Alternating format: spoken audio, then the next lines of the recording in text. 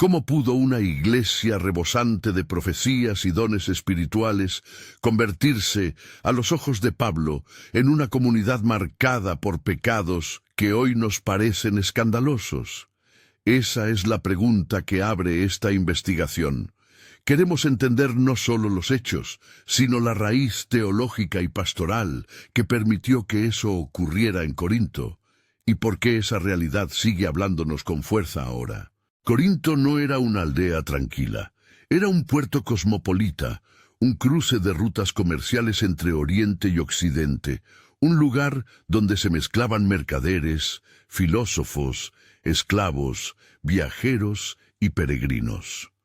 La ciudad vivía rodeada de actividad económica y de religiosidad pagana, concentrada en templos famosos, entre ellos uno dedicado a Afrodita, centro de prácticas que, para muchos gentiles, eran parte de la vida social y religiosa. En ese caldo cultural, las líneas entre lo sagrado y lo profano, entre lo público y lo íntimo, se volvieron borrosas para muchos creyentes recién incorporados a la fe. Es precisamente esa tensión, una iglesia con dones espirituales genuinos y al mismo tiempo con prácticas morales profundamente erradas, la que Pablo confronta en sus cartas. No se trata de una verificación ligera de faltas privadas, sino de problemas comunitarios que afectaban la identidad pública y la santidad interna de la congregación. En la obra de Pablo encontramos una mezcla inquietante, carismas elevados, junto a comportamientos que, según la Escritura, requerían disciplina y corrección. Si esta palabra te está hablando de alguna forma, te invito a suscribirte ahora para que no te pierdas los próximos estudios en profundidad sobre este tema. Quédate conmigo. Antes de entrar en los pecados concretos, debemos mirar el escenario. Corinto ofrecía oportunidades para prosperar y exhibirse. Los banquetes, las redes clientelares, los espectáculos y los cultos paganos proveían modelos de orgullo, consumo y competencia por el honor. Hay testimonios antiguos que muestran cómo la ciudad tenía fama por su sofisticación y por un estilo de vida donde la gratificación inmediata era norma. En ese contexto llegaron al cristianismo personas con hábitos, mentalidades y prácticas que no desaparecían al poner la fe en Cristo. Eso explica, en parte, por qué la comunidad reveló tensiones tan agudas entre enseñanza y conducta. Lo que hace el caso de Corinto especialmente instructivo es la paradoja. Dones proféticos, curaciones, lenguas y conocimiento convivían con comportamientos sociales y personales que chocaban con la ética bíblica. Pablo no se conforma con declaraciones teóricas. Él interviene con corrección pastoral que incluye desde la exhortación hasta la disciplina concreta. Para entender cómo actuó, repasemos uno por uno los problemas que él señala. Cada uno de estos pecados tiene su propio pasaje de referencia y su enseñanza para nosotros hoy. 1. Incesto. El caso que escandalizó a la comunidad Pablo enfrenta un caso de inmoralidad que en la carta él califica como gravísimo. Un hombre mantenía una relación con la esposa de su padre, Co 5:1-2. Más allá de la falta moral, la situación revela el fracaso de la congregación para actuar. Pablo usa la norma veterotestamentaria, apela a la seriedad con la que el Levítico trata ciertas prácticas, para subrayar que hay límites claros en la vida del pueblo de Dios, ver Levítico 18 como marco normativo. Lo sorprendente no es solo la conducta en sí, sino la indiferencia comunitaria. Otra gente no juzga esto, podríamos pensar, o quizá algunos lo normalizaban. En cualquier caso, la respuesta de Pablo es severa: expulsar al hermano de la comunión temporal para protección y posible restauración. Deinco 5:4-5. ¿Qué nos enseña esto? Primero, que la Iglesia no puede ser indiferente ante pecados que dañan su salud y su testimonio. La disciplina no es un acto de venganza, sino una medida pastoral destinada a abrir la puerta al arrepentimiento y a proteger a la comunidad. Segundo, el criterio no es la opinión pública ni los estándares culturales del momento, sino la ley revelada por Dios. Hay prácticas que rompen con la identidad del pueblo redimido. En la Iglesia contemporánea, esto plantea preguntas dolorosas pero necesarias. ¿Cómo reaccionamos frente a faltas graves dentro de la congregación? ¿Preferimos la comodidad social a la restauración amorosa? La respuesta de Pablo nos desafía a no confundir tolerancia con misericordia mal entendida. Miniganchos. Si esto te parece duro, espera. La carta revela todavía situaciones más íntimas que atentan contra la dignidad del cuerpo cristiano. 2. Inmoralidad sexual generalizada y la teología del cuerpo. Pablo aborda el tema de la inmoralidad sexual con una contundencia teológica que no se agota en normas morales. En 1 Corintios 6, 12, 20, él confronta una mentalidad que podría resumirse en la frase «todo me es lícito». Esa máxima, que muchos repetían como si fuera libertad cristiana, había sido distorsionada hasta justificar conductas que quebrantaban la santidad del cuerpo humano. Para Pablo, el cuerpo del creyente ya no es un mero objeto, es templo del Espíritu. Por eso señala que quien practica la inmoralidad sexual hace algo contra su propio cuerpo y contra la comunión con Dios. En el contexto corintio, esto adquiere una dimensión práctica. Participar en relaciones que antes formaban parte de un entorno pagano, donde la sexualidad se vivía como parte de rituales o como mercancía, choca con la nueva identidad bautismal. Pablo no reduce la problemática a una lista de prohibiciones.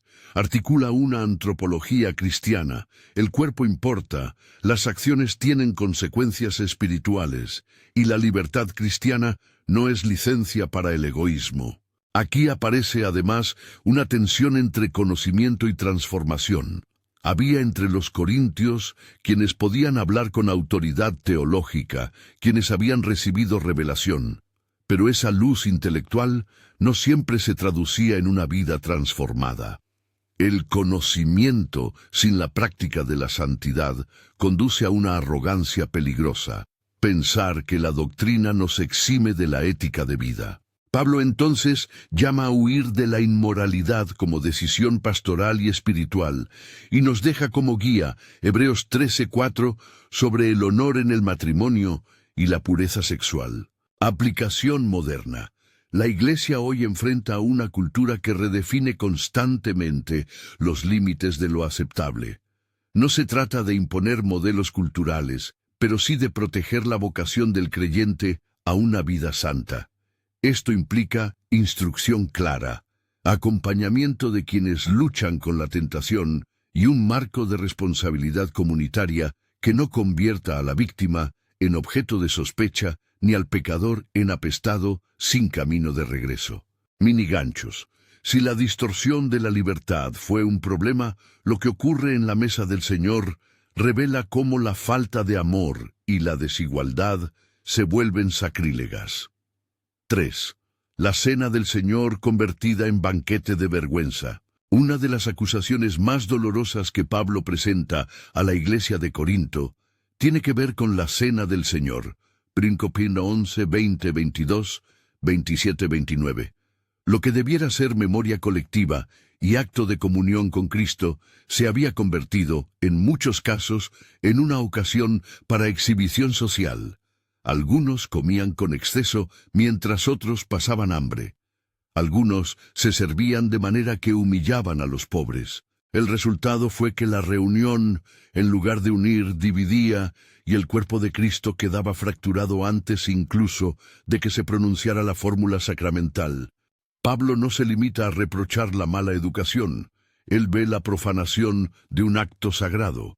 Participar en la cena, sin discernimiento, comulgar de modo superficial o sin arrepentimiento, es tomar el cuerpo y la sangre del Señor de manera indigna, con consecuencias espirituales reales. De ahí las advertencias sobre juicio y enfermedad en la comunidad. La correlación entre Eucaristía y ética se vuelve aquí ineludible. La mesa sagradamente compartida exige reconocimiento del otro, igualdad y una actitud de humildad. Esta escena nos interpela hoy sobre la forma en que celebramos los actos sagrados. ¿Estamos atentos a cómo nuestras prácticas litúrgicas reflejan o empeoran las desigualdades sociales? ¿Hemos permitido que la ceremonia se transforme en un espacio para mostrar estatus en vez de un encuentro con Cristo y con los hermanos? La respuesta pastoral debe incluir protección de los vulnerables, revisión de costumbres y enseñanza sobre el sentido profundo de la memoria de la cruz. Miniganchos. Y mientras la mesa se volvía causa de vergüenza, los miembros se llevaban sus disputas fuera de la comunidad a los tribunales civiles. 4. Litigios ante tribunales seculares. Perder la sabiduría profética. Pablo reprocha a los corintios por llevarse los pleitos a los tribunales de los no creyentes. 1 6, 1, 8. No era simplemente una cuestión legal, era una pérdida de comunidad y testimonio. Cuando los seguidores de Cristo acuden a jueces paganos para resolver disputas internas, no solo exhiben su incapacidad para manejar conflictos con sabiduría espiritual, sino que comprometen la credibilidad de su fe ante el mundo. La carta es contundente. La Iglesia debe ser un lugar donde se practique la deliberación, la reconciliación y, cuando haga falta, la disciplina con personas que han recibido la autoridad para ello. Pablo plantea la pregunta escéptica: ¿no hay entre ustedes ni siquiera un hermano con capacidad para juzgar cuestiones menores? El señalamiento incluye una crítica al orgullo y a la preferencia por ganar ante la justicia humana, en lugar de buscar la verdad, la paz y la restauración en la comunidad. Hoy esa advertencia resuena en debates sobre litigios entre miembros, divisiones públicas en redes sociales y la preferencia por tribunales civiles frente a procesos de reconciliación eclesial. La alternativa paulina no es la ley humana sin más, sino un camino de madurez, que la comunidad llegue a acuerdos basados en la sabiduría del Evangelio y en la autoridad pastoral, preservando el testimonio cristiano. Miniganchos. Hasta aquí, los conflictos son de comportamiento y de juicio, pero lo que subyace a todo esto es algo más profundo, una corrupción en la comprensión de lo que significa pertenecer al cuerpo y en la manera en que los dones espirituales se traducen o no en amor. A estas alturas podríamos quedarnos en el recuento de faltas y escándalos. Sin embargo, Pablo no se limita a denunciar, su intención es corregir, instruir y finalmente restaurar. Después de exponer casos concretos, él no propone manuales técnicos para resolver cada conflicto aislado, sino que vuelve insistentemente a una pregunta mayor. ¿Qué clase de teología práctica domina el corazón de la comunidad? ¿Qué entendimiento de la libertad, del cuerpo y del don ha llevado a estos resultados? En este punto conviene detenerse un momento y observar un patrón. Los problemas de Corinto no son meros asuntos de conducta individual, son expresiones de una teología defectuosa que confunde conocimiento con transformación y libertad con licencia. Los dones espirituales, que deberían construir a la Iglesia, se convierten en ocasión de orgullo cuando no están gobernados por el amor. La libertad cristiana que proclama la gracia se vuelve justificadora del egoísmo si se rompe el tejido relacional que conecta a los miembros como cuerpo de Cristo. Miniganchos. Si hasta ahora estas lecciones parecen aplicables para comunidades con visibilidad pública, aguarda. Aún nos falta mirar cómo las rivalidades por líderes y la permanencia de prácticas idolátricas profundizan la crisis. Pablo despliega su respuesta no solo en corrección, sino en una teología del amor que transforma. Eso veremos en la siguiente parte, pero antes conviene reflexionar. ¿Cómo nos afecta esto hoy? ¿Qué señales de todo me es lícito se han colado en nuestras comunidades? ¿Hemos permitido que los dones sirvan más para el brillo personal que para la edificación mutua? Estas preguntas no son meramente académicas. El llamado de Pablo a Corinto nos alcanza en lo pastoral y en lo personal. La disciplina no es una herramienta de castigo, sino un acto de misericordia que busca la restauración. La ética sexual no es moralismo vacío, sino protección de la dignidad del cuerpo. La cena del Señor no es espectáculo social, sino encuentro con Cristo que exige justicia y reconocimiento del hermano. La resolución de conflictos no puede delegarse siempre en instancias externas sin costarnos el testimonio. Si estas realidades nos incomodan, es porque la carta de Pablo aún funciona como espejo para la iglesia contemporánea. Termino aquí esta primera etapa de nuestro recorrido, dejando abierta la pregunta clave que Pablo coloca en el centro de su corrección. ¿Qué clase de amor transforma una comunidad donde conviven dones y pecado? En la siguiente parte exploraremos las divisiones por líderes, la persistencia de idolatría en la vida cotidiana y, sobre todo, la centralidad de 1 Corintios 13 como diagnóstico y medicina para Corinto y para nosotros. Mientras tanto, mediten en cómo cada una de estas áreas, disciplina, sexualidad, reverencia en la liturgia y resolución de conflictos, está siendo atendida en sus propias comunidades. La historia de Corinto es historia de advertencia, sí, pero también de esperanza. Pablo no abandona a la iglesia, sino que propone un camino de corrección que apunta a la restitución del amor como criterio supremo. Pablo no se queda en la denuncia, su objetivo es rehacer a la comunidad. Procede ahora a señalar problemas que profundizan la fractura. Rivalidades por liderazgo, prácticas vinculadas al culto pagano y, por encima de todo, la ausencia del amor como norma que gobierna los dones. Sigamos paso a paso ese diagnóstico y la corrección que él ofrece, porque allí están las claves para que nuestras iglesias no repitan los mismos errores. 5. Divisiones y partidismos. Líderes convertidos en banderas. En 1 Corintios 1, 10, 13, Pablo pone el dedo en una herida que destruye la unidad. La gente se identifica con oradores y maestros al extremo de formar facciones. Yo soy de Pablo, yo soy de Apolos, yo soy de Cefas. Estas etiquetas revelan orgullo y dependencia de reputaciones humanas. En una ciudad como Corinto, donde el honor, la retórica y la habilidad de hablar en público eran moneda corriente, no es extraño que seguidores se alinearan detrás de quienes mejor los impresionaban. Sin embargo, para Pablo esto es una señal de inmadurez espiritual. Al elegir líderes humanos como punto máximo de lealtad, la Iglesia reemplaza a Cristo por figuras carismáticas. Teológicamente, la división muestra una comprensión errada del ministerio. Los líderes son servidores. Los carismas son donados para edificar, no para elevar a personas.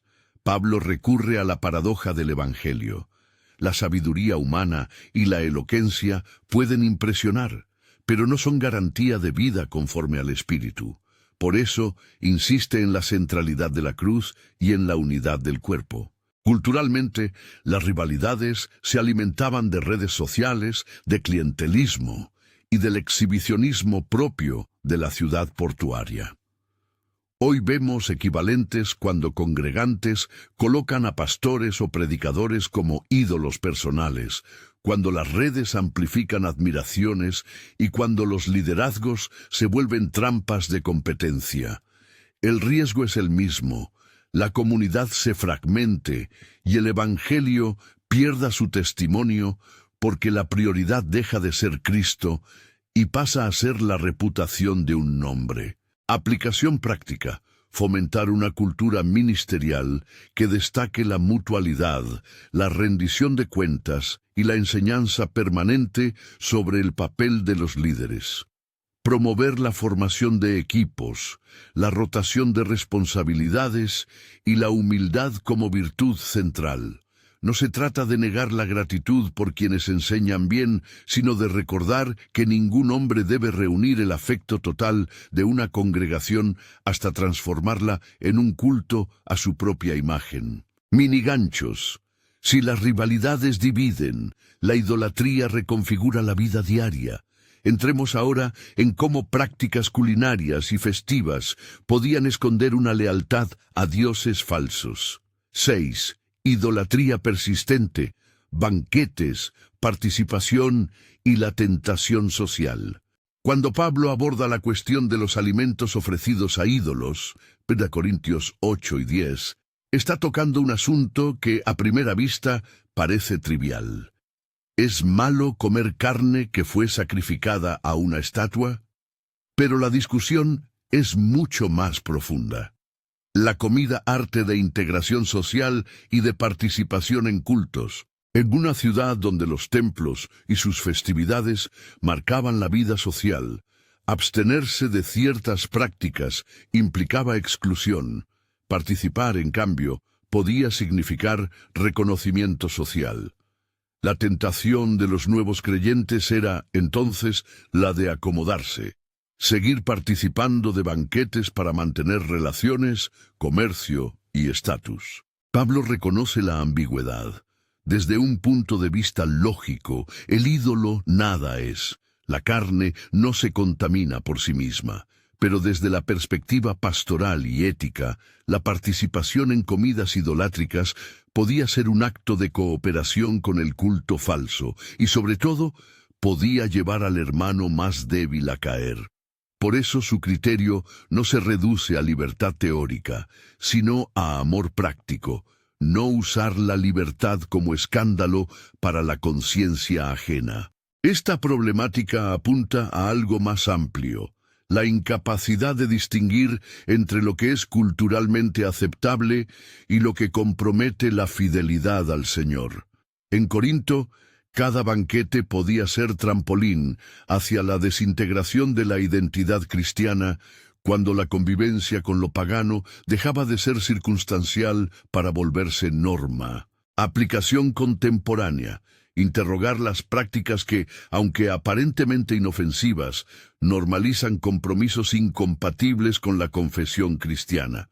Ser conscientes de que la libertad tiene límites cuando hiere a la comunidad vulnerable. Enseñar discernimiento y formar a los creyentes para que las decisiones personales consideren la edificación del cuerpo y la preservación del testimonio público. Miniganchos, estas tres áreas, conducta, juicio y culto, confluyen en una raíz mayor. Pablo la enuncia con fuerza: la falta de amor. 7. Falta de amor, la gran herida del cuerpo. Pablo sitúa la carencia de amor en el centro de su diagnóstico. En 1 Corintios 12:14 y sobre todo en el capítulo 13, declara que los dones sin amor son como ruido vacío. Podrías tener profecía, conocimiento, fe que mueve montañas o generosidad extrema, y si no está animado por el amor, todo se convierte en vanidad. Esta afirmación no es un adorno poético, es la clave para entender por qué tantos dones no edificaron a Corinto. Exegéticamente, Pablo contrasta el cuerpo carnal con el cuerpo eclesial. Los dones son plurales porque el cuerpo es uno. Su fin es la edificación mutua. Cuando cada don se exhibe para reafirmar el ego, se pierde la finalidad. Por eso, la carta no anula los carismas, los regula. En los capítulos sobre dones, Pablo insiste en el orden, la edificación y la búsqueda del bien común. Profecía antes que lenguas, interpretación que permita que todos entiendan, comportamiento que favorezca la participación de todos. El amor gobierna la práctica de los dones. Desde la vida de la Iglesia, la falta de amor se manifestó en abusos de poder, en indiferencia hacia los pobres, en orgullo intelectual y en censura hacia los débiles. Estos síntomas no son accesorias, son manifestaciones de una espiritualidad seca, donde la doctrina no ha fructificado en transformación ética. Aplicación pastoral. Priorizar la formación en ética del amor cristiano. Enseñar que los dones se deben ejercer para servir, no para autopromocionarse. Promover procesos que valoren la humildad, la escucha y la responsabilidad compartida.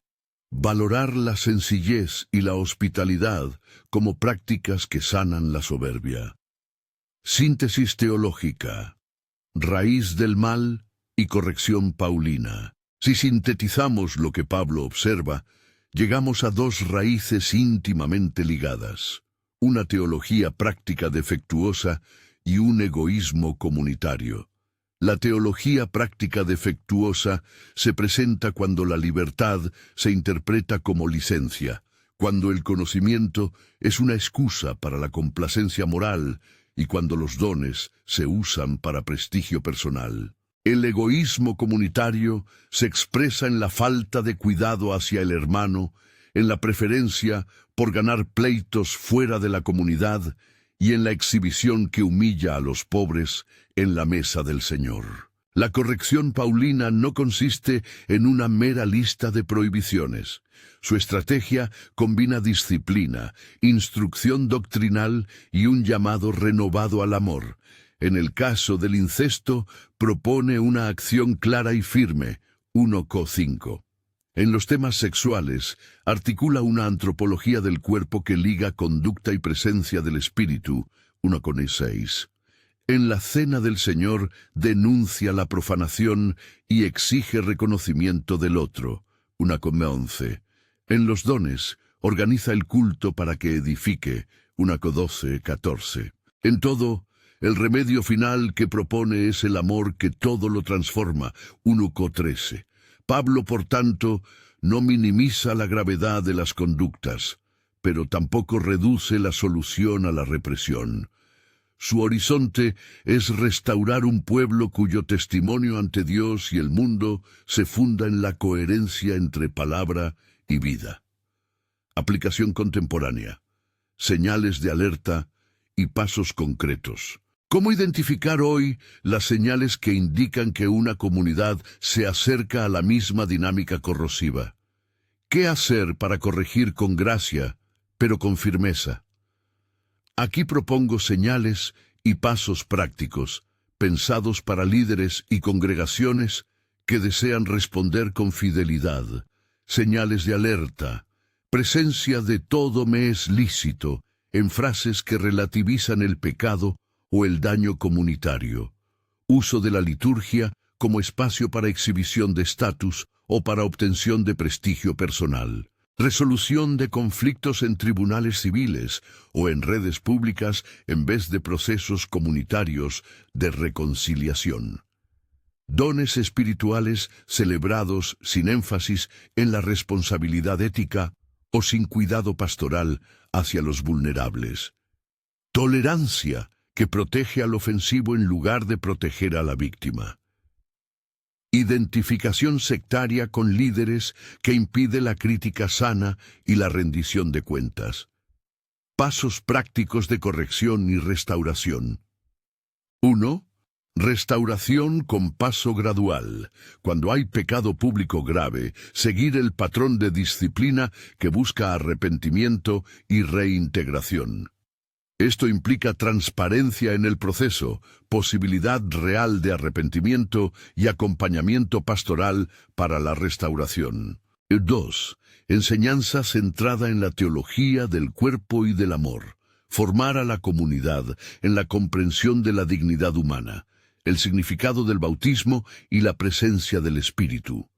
Esto reduce la brecha entre conocimiento y práctica. 3. Revisión de prácticas litúrgicas. Evaluar si las costumbres de la congregación favorecen la igualdad y la participación de todos, o si, por el contrario, reproducen jerarquías sociales. Ajustar orden y formato de culto, de modo que la Cena del Señor mantenga su carácter de encuentro y de reconocimiento mutuo. 4. Sistemas de resolución de conflictos. Habilitar instancias internas, con líderes formados y con protocolos claros, para tratar disputas antes de recurrir a instancias externas. Esto no significa impedir justicia civil en casos necesarios, pero sí muestra un compromiso serio con la reconciliación.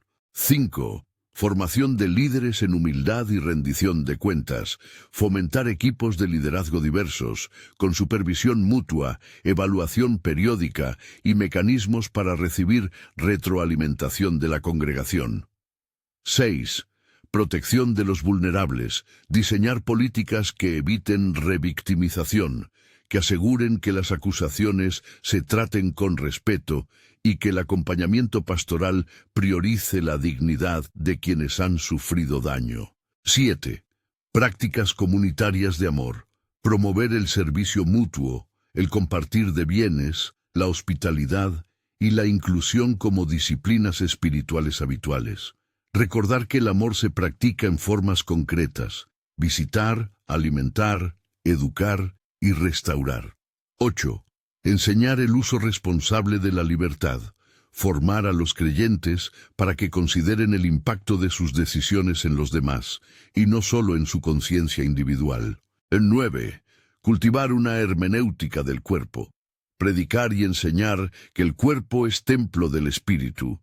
1 Cos 19, 20, que las acciones tienen consecuencias espirituales y que el etos cristiano remodela prácticas íntimas y sociales. 10. Promover el cultivo de dones orientados a la edificación. Valorizar no solo lo espectacular, sino lo fiel. Incentivar la práctica de dones menos vistosos pero esenciales: hospitalidad, cuidado pastoral, enseñanza paciente, acompañamiento en el duelo. Ejemplos de intervención pastoral. Si una congregación detecta conductas sexuales sistemáticas contrarias a la enseñanza, inaugurar un proceso que incluya confesión pública cuando sea necesario, consejería intensiva, límites restaurativos y un camino claro de reintegración supervisada por líderes. En casos de disputas económicas entre miembros, convocar a un comité de reconciliación formado por hermanos respetados y capacitados, con la posibilidad de mediación externa si hay riesgo legal, pero priorizando acuerdos restaurativos cuando sea posible. Cuando la Cena del Señor se convierta en espectáculo, rediseñar el orden del culto. Enseñanzas previas sobre la Eucaristía. Prácticas de preparación, repasos comunitarios sobre la igualdad y distribución consciente para evitar la humillación de los pobres. Pastoral en tensión con la cultura, evitar la trampa de la acomodación. Corinto nos recuerda un peligro perenne, la tentación de acomodarse a la cultura para no perder relevancia o recursos. Pablo advierte que la cercanía cultural nunca debe subordinar la fidelidad a Cristo. Esto no exige un rechazo acrítico de todo lo moderno, pero sí un criterio. Esta práctica acerca a la gente a Cristo y al prójimo, o promueve la autoexaltación y la erosión de la santidad. La pastoral responsable implica discernir dónde la cultura distorsiona la fe y dónde es posible contextualizar el mensaje sin comprometer su contenido. La diferencia está en la finalidad. Si la práctica promueve el amor y la edificación, puede ser adoptada. Si produce escándalo, marginación o desigualdad, debe ser corregida. Reconciliación y esperanza. El horizonte de la corrección. El marco de toda intervención en Corinto no es la expulsión sistemática, sino la restauración del cuerpo. La disciplina que Pablo propone tiene carácter terapéutico. Busca la salud de la comunidad y el arrepentimiento del individuo. Esto nos exige combinar firmeza y misericordia, un equilibrio difícil pero necesario. La esperanza cristiana es que la Iglesia puede cambiar. La carta a los Corintios es, en su fondo, una carta de confianza. Pablo corrige porque cree que la comunidad puede ser reformada y que los dones pueden volver a ser fuente de edificación. La última palabra no es el juicio, sino la posibilidad de amor que sana y rehace el cuerpo. Aplicación para líderes.